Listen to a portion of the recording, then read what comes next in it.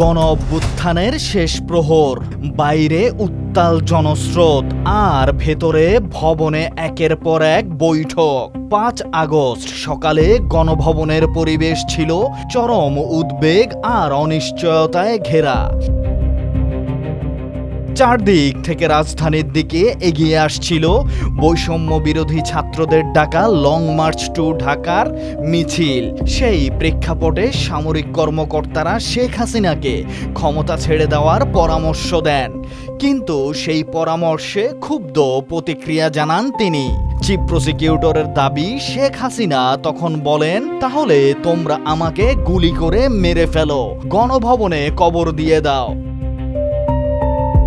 তারা দ্রুত সিদ্ধান্ত নেওয়ার অনুরোধ করেন। এ সময় শেখ রেহানা তাকে পদত্যাগে রাজি করানোর চেষ্টা করেন। আন্তর্জাতিক অপরাধ ট্রাইব্যুনাল সহ বিভিন্ন সূত্র থেকে জানা যায়, পরে শেখ হাসিনার ছেলে সজীব ওয়াজেদ জয়ের সঙ্গে যোগাযোগ করেন সামরিক কর্মকর্তারা।